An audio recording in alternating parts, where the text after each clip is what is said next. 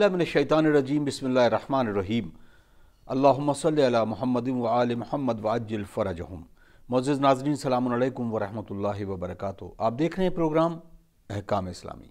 हम आपके सवालों के साथ फिर एक बार हाजिर खिदमत हैं। हमारे साथ मौजूद हैं हुज्जतुल इस्लाम वल मुस्लिमीन अली जनाब मौलाना मुस्तफ़ा अली ख़ान अदीबुल हिंदी साहब क़िबला। अस्सलामु अलैकुम। वालेकुम अस्सलाम व रहमतुल्लाह। आगा सवाल इजाज़त को लेकर भी है और कुरान को छूने का है। ये पूछते हैं कि बग़ैर वज़ू कुरान को हाथ से न छूकर बल्कि उसकी आयत को हाथों से बोसा लेना कैसा है? औज़ु बिल्लाहि मिनश शैतानिर रजीम बिस्मिल्लाहिर रहमानिर रहीम अल्हम्दुलिल्लाहि रब्बिल आलमीन व सल्लल्लाहु अला सय्यदिना मुहम्मद व आलिहि त्तय्यबीन अत्ताहिरीन। जहाँ तक कुरान को हालत नजासत में छूने का मसला है, ख़ुद कुरान को छूने में कोई हर्ज नहीं है अगर उस तक नजासत मुंतकिल नहीं हो रही है, लेकिन उसके जो हुरूफ हैं, हुरूफ से मुराद आयात जो लिखी हुई हैं, हत्ता उसके ऊपर जो नुक्ता लगा हुआ है उसको छूना जायज़ नहीं है, चाहे उंगली से चाहे बदन के किसी भी हिस्से से।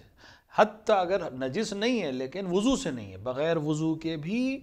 आयात कुरान को छुआ नहीं जा सकता, चाहे वो कुरान में लिखी हो और चाहे वो किसी और पेपर पे लिखी हो, कहीं और लिखी हुई हो, बग़ैर वज़ू के उसको छुआ नहीं जा सकता। हाँ, लेकिन इंसान वज़ू से नहीं है, कुरान पढ़ना चाहता है, पढ़ सकता है। इंसान वज़ू से नहीं है, कुरान को हाथ में लेना चाहता है, ले सकता है।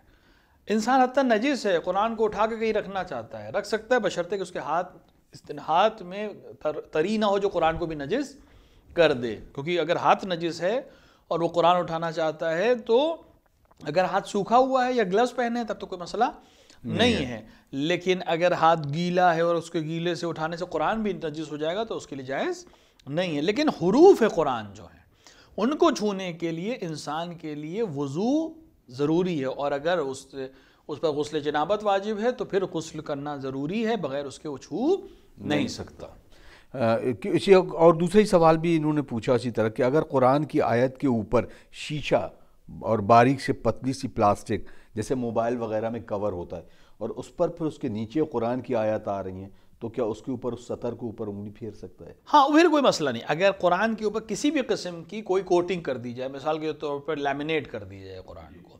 या जैसे कि इन्होंने इशारा किया कि कोई शीशा रख दिया जाए या प्लास्टिक की कोटिंग लगा दी जाए और उसके ऊपर इंसान अपने लिए आसानी से पढ़ने के लिए उस पर उंगली फेरे, लेकिन कुरान के ऊपर उंगली नहीं फेर रहा है, वो उस प्लास्टिक के ऊपर उंगली फेर रहा है या उस शीशे पे उंगली फेर रहा है, तो कोई मसला नहीं है, ये काम किया जा सकता है। अगर अब जैसे अभी एक नई चीज़ है जो बिल्कुल नाबीना है और उनके लिए एक ब्रेल लिखी होती है, उभरे हुए, तो क्या वो भी उसको उसी ज़ुमरे में आएंगे, उसको भी वो छुआ नहीं जा सकता? बिल्कुल, अगर ब्रेल से भी कुरान पढ़ रहा है तो चूंकि अगर आयत पढ़ रहा है, यानी अरबी में ब्रेल है, अरबी आयत को पढ़ रहा है वो, या रोमन में लिखी है लेकिन अरबी है जी,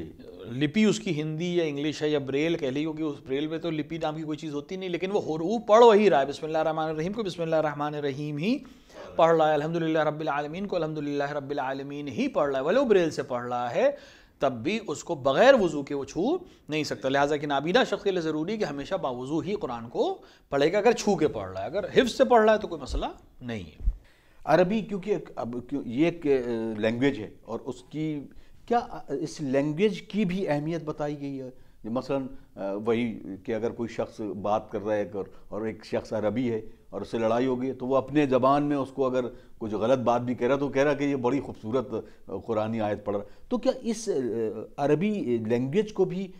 बालतर और उसकी हुर्मत के बारे में कुछ बयान? बात हुर्मत की नहीं है, अरबी ज़बान को रसूल की ज़बान होने की वजह से, कुरान के नाजिल होने की ज़बान की वजह से एक अहमियत हासिल है। लेकिन अगर कुरान के अलावा या हदीस के अलावा कोई चीज़ अरबी में बोली जा रही है, लिखी जा रही है, पढ़ी जा रही है, तो उसके लिए वो हुक्म नहीं है। मिसाल के तौर पर एक अरबी इबारत लिखी, हत्ता ज़ियारत लिखी हुई है, आप उसको बग़ैर वज़ू के छू भी सकते हैं, बग़ैर वज़ू के पढ़ भी सकते हैं, कोई ऐसा मसला नहीं है। बाद लोगों के जहन में कि अगर अरबी इबारत पढ़ रहा है तो उसको बावज़ू होना ज़रूरी है, या मिसाल के तौर पर खड़े होना ज़रूरी है, या चप्पल पहने जूते पहन के नहीं पढ़ सकते। बहुत से इलाकों में इस तरह के मसाइल होते हैं। नहीं, कुरान भी चप्पल पहन के और जूते पहन के पढ़ा जा सकता है, क्योंकि इंसान के लिबास क्या है या पहने क्या है, क्योंकि कुरान तो चलते हुए भी इंसान पढ़ सकता है, बैठे हुए भी इंसान पढ़ सकता है, इसी तरह ज़ियारत भी पढ़ सकता है।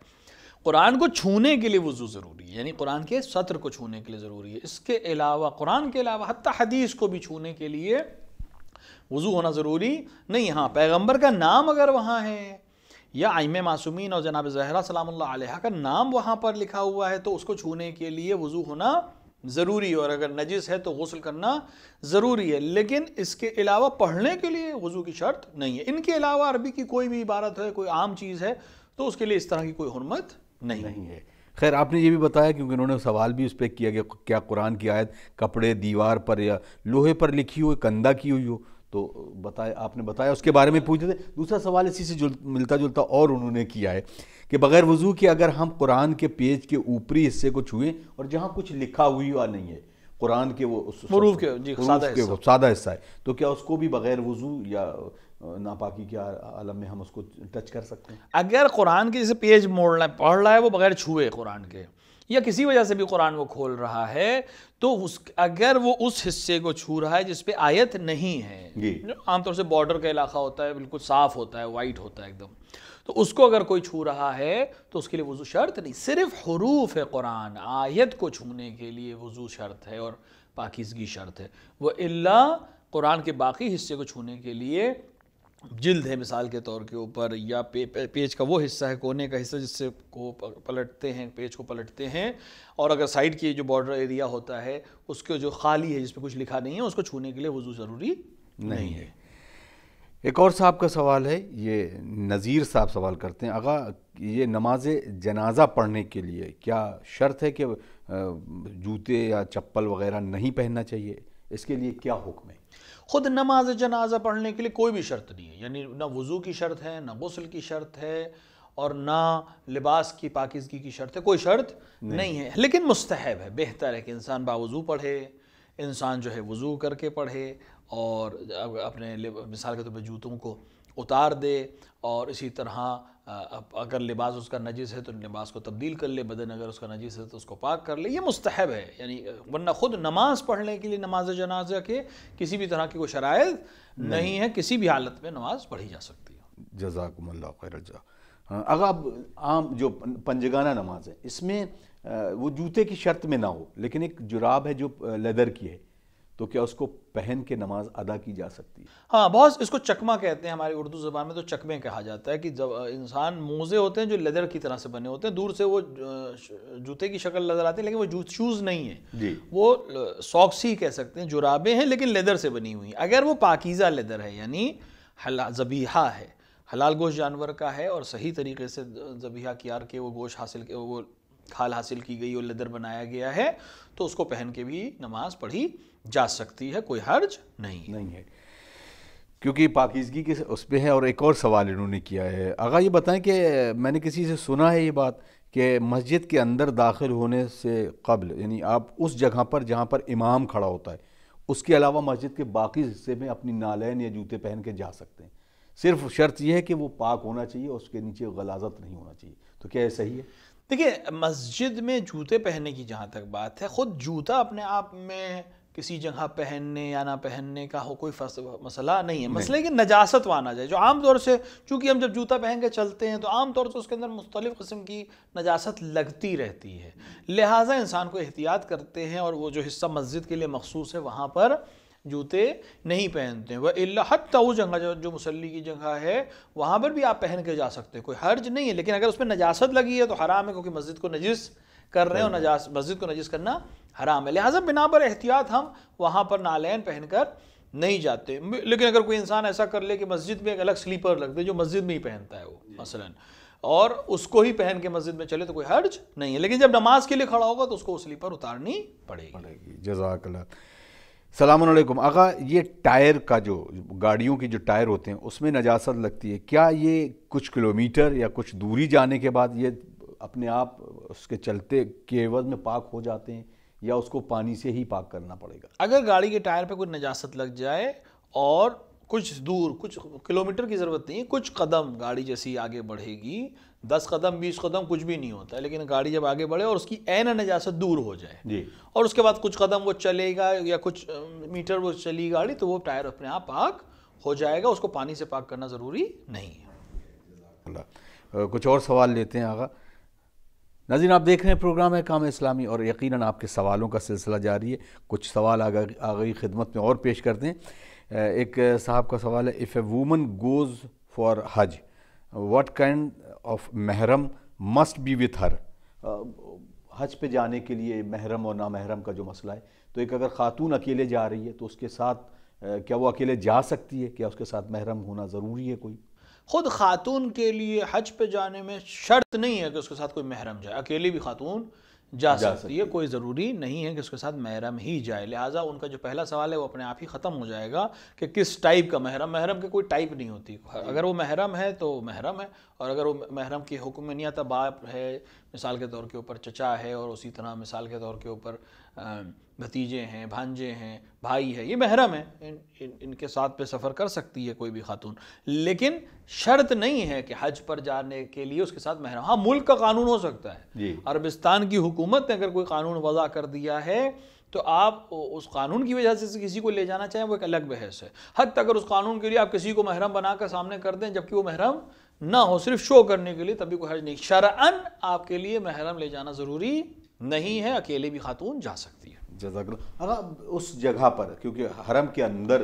تمام خواتین اور تمام مرد سب ساتھ ہوتے ہیں، تو یہاں پر محرمیت اور نامحرم کا کیا رہتا ہے صاحب؟ عام طور سے حج کے زمانے یعنی خود طواف میں اور سعی میں، خصوصاً طواف میں، باقی چیزوں میں تو شاید تھوڑا سا اتنا مسئلہ نہ ہوتا ہے، لیکن طواف میں اکثر ایسا ہوتا ہے کہ بہت زیادہ جب بھیڑ ہو جاتی ہے تو مرد اور عورت ایک ساتھ بھی طواف کرتے ہیں۔ وہ ایک جگہ کو، ایک ایسی جگہ ہے جو استثناء رکھی گئی ہے، اور وہاں پر اگر محرم سے جسم، مثال کے طور پر نامحرم کا جسم اور ایک مرد اور ایک عورت کا جسم ایک دوسرے سے ٹکرا بھی، البتہ جسم تو عام طور سے نہیں ٹکراتا کیونکہ بالاخره احرام پہنے ہوتے ہیں لوگ، لہٰذا وہاں کوئی مسئلہ نہیں ہے، عام طور سے اس بھیڑ میں لوگ طواف کرتے بھی ہیں۔ اور اگر کسی انسان کا ذہن وہاں بھی علیاذن باللہ کسی حرام میں جا رہا ہے، یا اس کا ذہن، کیونکہ اور تو کوئی عمل نہیں، صرف ذہن کے ذریعے کوئی عمل وہ کر سکتا ہے، اگر ذہنی طور سے بھی وہ اس موقع پر کسی خاتون کی طرف خراب نظر سے دیکھتا ہے یا اپنے ذہن میں کوئی خیال لاتا ہے تو اس سے بدبخت انسان نہیں ہو سکتا کہ خانہ کعبہ کے سامنے حالت احرام میں وہ اس چیز کا مرتکب ہو رہا ہے۔ وَإِلَّا اپنے آپ میں خود اتنی بھیڑ ہے وہاں پر کہ لوگ اس کام کو انجام دیتے ہیں، اور پیغمبر نے بھی منع نہیں فرمایا، لہٰذا یہ ایک جائز عمل ہے، اس میں کوئی حرج نہیں۔ طواف کے لیے جب احرام باندھنے کے بعد وہ کون کون سے عمل ہیں جو حرام ہو جاتے ہیں؟ اگر انسان جب احرام باندھے گا، یا چاہے وہ حج کے لیے احرام باندھے، چاہے عمرے کے لیے مارے، چاہے عمرے تمتع کے لیے احرام باندھے، چاہے عمرے مفردہ کے لیے احرام باندھے، تو انسان کے اوپر کئی چیزیں حرام ہو جاتی ہیں۔ پہلی بات، اگر مرد ہے، اگر مرد ہے تو اس کا سائے میں سفر کرنا حرام ہو جائے گا، مباشرت کرنا حرام ہو جائے گا، عقد کرنا، عقد نکاح کرنا بھی اس کے لیے جائز نہیں ہے، حتیٰ جو اس کی زوجہ ہے وہ بھی اس سے نزدیکی نہیں کر سکتا، لہٰذا یہ چیزیں حرام ہو جائے گی۔ بال کا کاٹنا، ناخون کی کاٹنا، جسم کے کسی حصے کے بال کو نوچنا، خون نکالنا، جسم سے خون کو نکالنا، خوشبو لگانا، یہ تمام چیزیں مرد کے لیے جائز نہیں ہیں اور خاتون کے لیے بھی جائز نہیں ہے۔ مرد کے لیے چونکہ سر سائے میں جانا اور سر ڈھانپنا منع ہے، لیکن خاتون کے لیے ایسا کوئی شرط نہیں، کیونکہ اس کے لیے تو اسکارف پہننا، حد اقل اسکارف اور روسری کو پہننا ضروری ہے، لیکن خاتون کے لیے چہرہ چھپانا جائز نہیں ہے، اس کا چہرہ حالت احرام میں کھلا رہے گا۔ اسی طرح ناک کو بھی ڈھانپنا جائز نہیں ہے، مثال کے طور پر بدبو آ رہی ہو، ناک بند کرے اس طرح سے، تو وہ بھی جائز نہیں ہے، یہ کام انجام نہیں دینا چاہیے۔ اسی طرح مرد کے لیے شکار کرنا، عورتوں کے لیے بھی یہی ہے، حالت احرام میں شکار کھیلنا، حرم کے اندر بھی شکار کھیلنا اور حرم کے باہر بھی حالت احرام میں شکار کھیلنا جائز نہیں ہے۔ عقد پڑھنے کے ساتھ ساتھ کسی عقد میں گواہ کی بھی حیثیت سے احرام میں نہیں شامل ہو سکتا، یہ چیزیں محرم کے اوپر حرام رہیں گی جب تک وہ سعی نہ کر لے۔ سعی کرنے کے بعد جب وہ تقصیر کر لے گا عمرے میں تو یہ چیزیں اس کے اوپر حلال ہو جائیں گی، اور طواف النساء کرنے کے بعد عورت بھی اس کے اوپر حلال ہو جائے گی۔ اگر ہنسنے کے بارے میں بھی وہ ہے، کیا مطلب بہت ظاہر سی بات، قہقہے کے لیے تو ویسے بھی منع کیا گیا، کیا احرام میں ہنسنے کے لیے پابندی ہے؟ نہیں، ہنسنے پر اور رونے پر کوئی پابندی نہیں ہے، لیکن رونا مثلا دنیاوی چیزوں کے لیے نہ ہو تو زیادہ بہتر ہے، لیکن خود اس سے احرام کے اوپر کوئی حرج نہیں آتا۔ ایک چیز اور بھی ہے کہ حالت احرام میں حتیٰ جسم پہ رینگنے والے چھوٹی چیزوں کو بھی، حتیٰ چیٹی یا جوں جو بالوں میں اکثر ہو جاتی ہے، اس کو بھی مارنا جائز نہیں ہے جب تک حالت احرام سے باہر نہ آ جائے، حتیٰ چیٹی کو بھی۔ تو یہ خاصیت ہے خود احرام کی، لہٰذا اس کو اور جو حدود حرم ہے اس کے پیڑوں کو اکھاڑنا اور اس کی گھاس کو اکھاڑنا بھی جائز نہیں ہے۔ حدود حرم کے علاوہ اگر یہ کام انجام دے رہا ہے تو کوئی حرج نہیں، لیکن حدود حرم میں چاہے وہ احرام میں ہو چاہے احرام میں نہ ہو وہ گھاس کو اور پیڑ پتوں کو اکھاڑ نہیں سکتا، یہ کام جائز نہیں ہے۔ جزاک اللہ، بہت شکریہ۔ اگر ایک اور سوال ہے خاہر کے ایام عزائے فاطمیہ اور شہادت کے دنوں کے علاوہ کیا کالے کپڑے پہن سکتے ہیں؟ اس کی ممانعت ہے یا کس طریقے کا عمل ہے؟ کالے کپڑے پہننا مکروہ ہے، یعنی اگر انسان نہ پہنے تو اس کے لیے بہتر ہے۔ ایام عزائے جناب زہرا سلام اللہ علیہا، محرم اور صفر یا دیگر ائمہ علیہ السلام کی شہادت کی مناسبت سے نہ صرف جائز ہے بلکہ مستحب ہے، مؤکد ہے کہ انسان اپنے غم کا اظہار ان کالے کپڑوں کے ذریعے انجام دے، کوئی حرج نہیں ہے۔ لیکن اس کے علاوہ مکروہ ہے، حالت نماز میں بھی مکروہ ہے اور غیر نماز میں بھی مکروہ ہے۔ لیکن مکروہ کا مطلب یہ ہوتا ہے کہ اگر آپ نے انجام دیا تو آپ کا ثواب مثلاً کم ہو جائے گا، لیکن خود نماز باطل نہیں ہوگی۔ تو مومنین کو چاہیے کہ اس کو مخصوص رکھیں کہ جب انسان آپ کو کالے لباس میں دیکھے تو اس کی سمجھ میں آ جائے کہ آپ کوئی خاص دن ہے جس کی وجہ سے یہ کالا لباس پہنے ہیں۔ لہٰذا کوشش یہ کرنی چاہیے کہ صرف ائمہ علیہ السلام کی شہادت اور جناب زہرا سلام اللہ علیہ کی شہادت محرم و صفر کے مہینے جو غم کے مہینے ہیں اس میں ہی اس طرح سے کالا لباس پہنے۔ البتہ کچھ چیزوں کو مستثنیٰ کیا گیا ہے، جیسے عبا کو مستثنیٰ کیا گیا ہے، خواتین کی جو عبا ہوتی ہے اس کو مستثنیٰ کیا گیا ہے، موزوں کو جوراب کو مستثنیٰ کیا گیا ہے کہ وہ حتی وہ مکروہ ہی نہیں ہے۔ اسی طرح امامے کا اگر کوئی کالا لگاتا ہے، جیسے سادات عام طور سے امامہ لگاتے ہیں، وہ بھی مکروہ نہیں ہے۔ اس کے علاوہ جو دیگر لباس ہے اس سے پرہیز کرنا چاہیے کالے سے۔ اگر اب کیونکہ سوال اس پہ پہننے کے اس پہ آیا تو وہ کون سی بہترین لباس ہے؟ لباس بدن ڈھکنے کے لیے، لیکن کچھ خاص کلر، جوتوں کے لیے کچھ خاص کلر جو خاص طور سے حضور اکرم صلی اللہ علیہ وسلم پہنا کرتے تھے اور سنت بھی ہے، ائمہ طاہرین علیہ السلام پہنا کرتے ہیں۔ دیکھیے جہاں تک لباس کی بات ہے، سب سے زیادہ پسندیدہ رنگ جو لباس میں مانا گیا ہے وہ سفید مانا گیا ہے، چاہے وہ خواتین ہوں چاہے وہ مرد ہو، سب سے زیادہ پسندیدہ لباس کا رنگ جو مانا گیا ہے وہ سفید مانا گیا ہے۔ اور سفید کے علاوہ پھر کوئی بھی کلر جو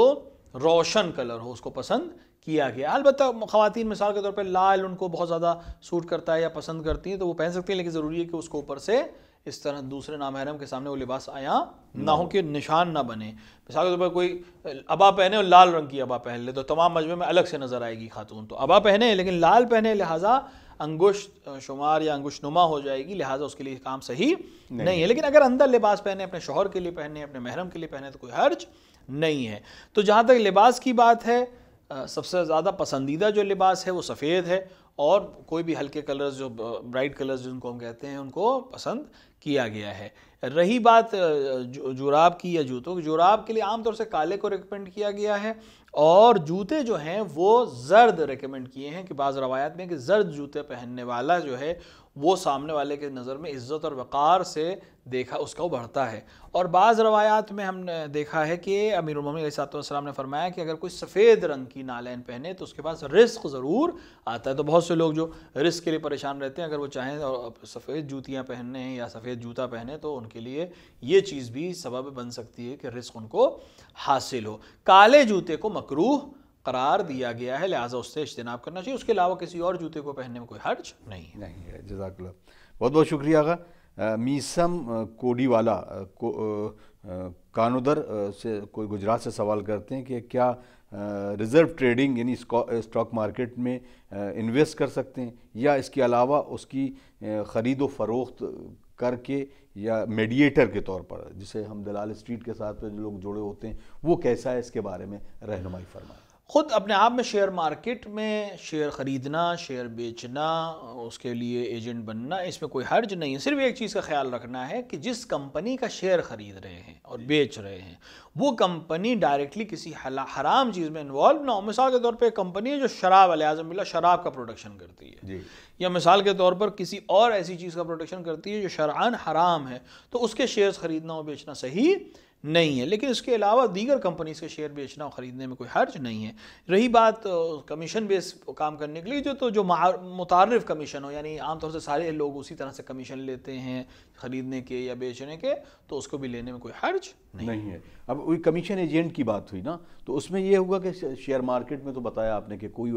ایسی کمپنی میں انویسٹ نہ کریں، ایسی کمپنی کے شیئر نہ خریدیں جو حرام اشیاء بناتی ہو، اس میں شراب، چیس یا وغیرہ وغیرہ۔ لیکن کیا ایک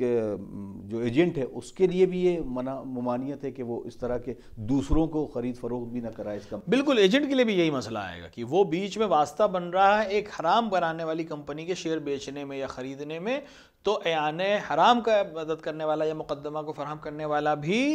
اسی حکم میں شامل ہوتا ہے جو انجام دینے والا کا ہوتا ہے. تو چاہے خود خرید رہے ہوں یا دوسرے کو خریدوا رہے ہوں، بیچ میں کمیشن لے رہے ہوں، اس کمپنی کا شیئر جو کمپنی حرام میں ملوث ہے،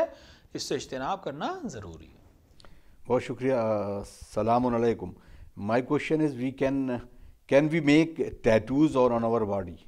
میسم عباس شیرازی صاحب کا سوال ہے.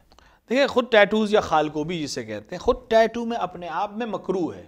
یعنی یہ کام اگر انجام نہ دیا جائے اور ترک کر دیا جائے تو زیادہ بہتر ہے. لیکن اگر ٹیٹو بنوانا ہی ہے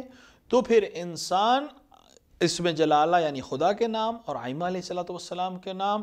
اور جناب زہرا سلام اللہ علیہ کے نام اور پیغمبر اکرم کے نام سے ٹیٹو نہیں بنوا سکتا، نہ ہی قرآن کی کسی آیت کو یا کسی حرف کو اپنے بدن کے اوپر گندہ کرا سکتا. اس کی خاص وجہ یہ ہے کہ ان کو حالت نجاست میں چھونا جائز نہیں ہے. اگر ٹیٹو ہو جائے گا تو مسلسل آپ کے جلد میں اس سے ٹچ ہو رہی ہے اور ہر وقت آپ وضو سے نہیں رہ سکتے. لہٰذا اپنے آپ میں مکروہ ہے، لیکن اگر خدا کا نام یا پیغمبر کا نام یا جناب زہرا سلام اللہ علیہ اور آئمہ علیہ السلام کا نام ہو یا قرآن کا کوئی حرف ہو تو حرام ہو جائے گا.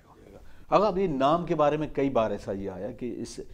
نام کو ہم اصل میں کیا سمجھیں، مطلب جو کنیت ہے وہ بھی نہیں کندہ کرا سکتے ہیں یا لکھوا سکتے ہیں، یا چھونے میں اس کے لیے باوضو ہونا ضروری ہے. مثلا ہم آئمہ علیہ السلام یا جناب زہرا سلام اللہ علیہ کہ جو کنیت اس کو بھی، یا صرف ان کا جو نام ہے؟ اصل جو حکم ہے وہ نام کے لیے ہے. یعنی مثال کے طور پر امیر المومنین کا نام علی ہے لیکن آپ کی کنیت ابو الحسن ہے، تو ابو الحسن اگر کوئی انسان چھونا چاہے تو اس کے لیے ضروری نہیں ہے کہ، لیکن اس میں جو حسن ہے وہ امام حسن کے لیے ہے، لہٰذا اس حسن کو وہ نہیں چھو سکتا. لہٰذا کنیت کی جہاں تک بات ہے، آئمہ علیہ السلام کی کنیتوں کی اگر آپ غور کریں تو ایک دو کو چھوڑ کر سب کی کنیت ایک دوسرے کے نام سے ملتی جلتی ہے، لہٰذا اس میں بھی احتیاط کرنی چاہیے. لیکن اصل حکم نام کے لیے ہے اور نام کو چھونا جائز نہیں. آغا شاہ جی پہلے بھی سوال تھا اور اس میں بھی ملا ہوا کہ جو قبروں پر اپنے مرحومین کے نام لکھا دیتے ہیں، وہ ظاہر سی بات ان کا نام ہوتا ہے، لیکن اس پہ بھی کچھ نام ہوتے ہیں اور کچھ جگہوں پر وہ آیت بھی لکھتے ہیں، کل نفس ذائقۃ الموت، اس طریقے کی. تو یہ کیسا ہے اس کی نام لکھنے میں؟ چونکہ نام اس شخص کا ہے، یعنی یہاں پہ اگر مثال کے طور پر بر صغیر میں تقریباً تمام شیعان حیدر کرار کی یہ طریقہ رہا ہے کہ وہ اپنے نام میں آئمہ علیہ السلام کے نام کو شامل کرتے ہیں یا پیغمبر کے نام کو یا بی بی زہرا سلام اللہ علیہ کے نام کو شامل کرتے ہیں برکت کے لیے. تو اگر ان کا نام ہے بھی تب بھی یہ شخص کا نام ہے، لہٰذا اس پر تو وہ حرمت نہیں آئے گی. البتہ کوشش یہ کرنی چاہیے اگر نام اس طرح کا ہے تو تختی بجائے اس کے کہ وہ قبر کے اوپر سیدھی لگی ہوئی ہے جہاں سے لوگوں کی آمد و رفت ہے. ایک دفعہ ہوتا ہے کہ کسی ایسی جگہ ہے مقبرے میں دفن ہے جہاں لوگوں کی آمد و رفت نہیں ہے، یہ اگر آئے گا بھی شخص تو قبر پہ پیر نہیں رکھے گا. بہت سی جگہیں ایسی ہوتی ہیں، وہاں تو اتنا مسئلہ نہیں ہے، لیکن جہاں لوگوں کی آمد و رفت ہے، جیسے بہت سے قبرستانوں میں ہوتی ہے، لوگ آتے ہیں جاتے ہیں قبروں پر ہی گزرتے ہیں، تو وہاں بجائے اس کے کہ تختی لگائی جائے قبر کے اوپر، اگر سائیڈ میں کھڑی کر کے کوئی سسٹم بنائے جیسے کہ بہت سے جگہوں پر رائج ہے تو زیادہ مناسب ہے تاکہ اس پہ پیر نہ پڑے. لیکن اگر نام اس شخص کا ہے تو وہ حرمت تو نہیں، لیکن احتیاط کرنی چاہیے. لیکن جہاں تک قرآن کی آیت کی بات ہے کہ جیسے آیت لکھی ہوئی ہے انا للہ و انا الیہ راجعون یا کل نفس ذائقۃ الموت، جو آیت ہے قرآن کی صریح آیت ہے، اس کو لکھنا صحیح نہیں ہے، کیونکہ پھر اس کو چھونے کے لیے، اس پر سے گزرنے کے لیے باوضو ہونا ضروری ہے، کیونکہ پیر چھوئے یا ہاتھ چھوئے اس کو اوپر باوضو ہونا ضروری ہو. اگر پیر پڑ رہا ہے، جوتا پڑ رہا ہے، نجاست کی عالم میں کوئی جا رہا ہے تو اس شخص گناہگار ہوگا جس نے وہاں کندھا کیا ہے. اگر کوئی حتیٰ غلطی سے بھی جا رہا ہے تو اس کے اوپر تو گناہ نہیں ہے، لیکن جس نے لکھا ہے اس کے اوپر گناہ بہرحال رہے گا، لہٰذا اس سے اجتناب کرنا ضروری ہے. بہت شکریہ، بہت شکریہ. ناظرین، یقیناً اس سوالات بھی ہم لوگوں کے لیے بھی بہت ضروری ہیں اور ہم لوگوں کی آنکھیں کھولنے والے ہیں، کیونکہ اکثر کر کے ہوتا یہ ہے کہ ہم جب کسی حسینیہ یا قبرستان میں جاتے ہیں تو ہم نے دیکھا بھی ہے کہ وہاں پر نام بھی لکھے ہوتے ہیں اور کچھ آیت بھی لکھے ہوتے ہیں. بہت کم ہوتا ہے ایسا، حالانکہ اس پر دیکھنا ضروری ہے کہ ہم کس طرح کا عمل کر رہے ہیں. آپ دیکھ رہے تھے پروگرام احکام اسلامی. آپ ہمیں اس نمبر پر، جو آپ نمبر دیکھ رہے ہیں، اس پر اپنے سوالات ہم تک پہنچائیے. انشاءاللہ اگلے ایپیسوڈ میں پھر ہم آپ کے سامنے حاضر ہوں گے. تب تک کے لیے اپنے میزبان اطہر کاظمی کو اجازت دیجیے. والسلام علیکم ورحمۃ اللہ وبرکاتہ. اللہم اجل ولیک الفرج.